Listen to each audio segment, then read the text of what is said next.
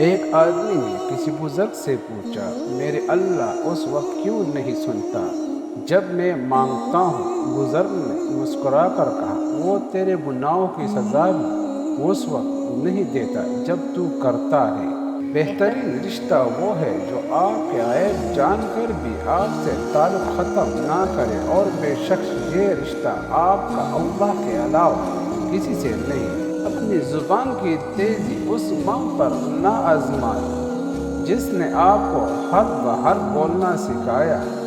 رسول اللہ صلی اللہ علیہ وسلم کا ارشاد ہے، اللہ نے تم پر ماؤں کی نافرمانی اور بدسلوکی کو حرام کر دیا ہے۔ دنیا کی سب سے بڑی دولت نیک بیوی ہے۔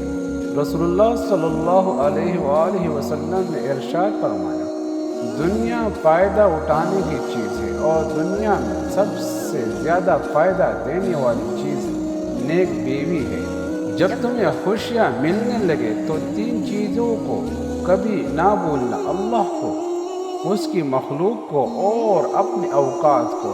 زندگی ایک کھیل ہے، جیتو گے تو کامیاب ہو جاؤ گے، اور ہار جاؤ گے تو سمجھدار بن جاؤ گے، لیکن کامیاب ہونے سے پہلے سمجھدار بننا ضروری ہے، یعنی جیتنے سے پہلے ہارنا ضروری ہے۔ وقت سب کو ملتا ہے زندگی بدلنے کے لیے، لیکن زندگی دوبارہ نہیں ملتی وقت بدلنے کے لیے۔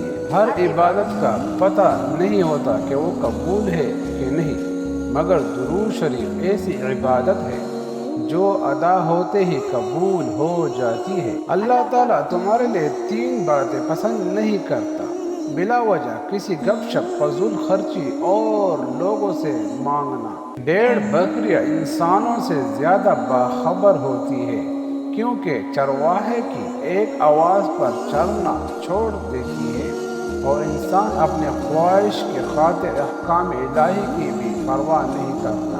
حضرت علی رضی اللہ تعالیٰ عنہ نے فرمایا، نماز کے لیے وقت نکالو، اللہ تمہاری زندگی سے برا وقت نکال دے گا۔ انسان سب کچھ بھول سکتا ہے سوائے ان لمحوں کے جب اسے اپنوں کی ضرورت تھی اور وہ دستیاب نہیں تھے۔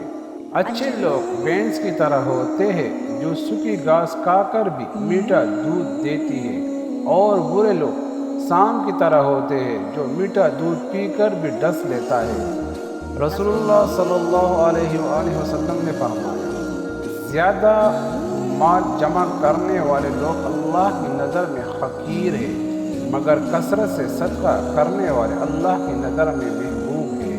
ماں بے شک پڑھی لکھی نہ ہو، پر دنیا میں ہر ضروری بات ہم ماں سے ہی سیکھتے ہیں۔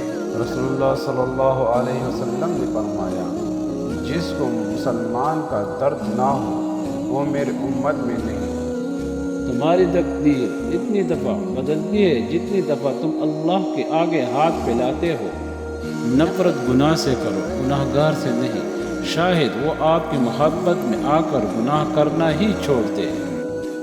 وقت تو انسان کی شکل تک بدل دیتا ہے، رشتوں کا بدل جانا کوئی بڑی بات نہیں۔ رسول اللہ صلی اللہ علیہ وآلہ وسلم نے فرمایا، ہر چیز تقدیر سے ہے، یہاں تک کہ عاجز ہونا اور ہوشیار ہونا بھی تقدیر سے ہے۔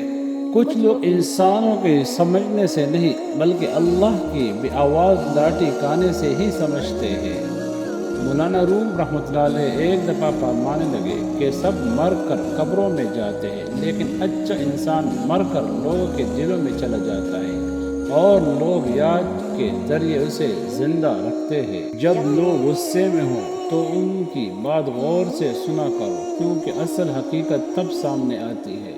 محنت کا پھل اور مسئلے کا حل رب دے گا، یہ مت سوچو کہ کب دے گا، جب دے گا بے حساب دے گا۔ جب کبھی تمہیں اپنے رزق میں کمی نظر آنے لگے تو کچھ مال اللہ کو دے کر اللہ کے ساتھ تجارت کر لیا کرو۔ جو بہت اچھا لگے اسے بہت کم ملا کرو، اور جو انتہا سے زیادہ اچھا لگے اسے صرف دیکھ کر کرو، اور جو دل میں سما جائے اسے صرف یاد کیا کرو، کیونکہ جو جتنا قریب ہوتا ہے دنیا اسے اتنا ہی دور کر دیتی ہے۔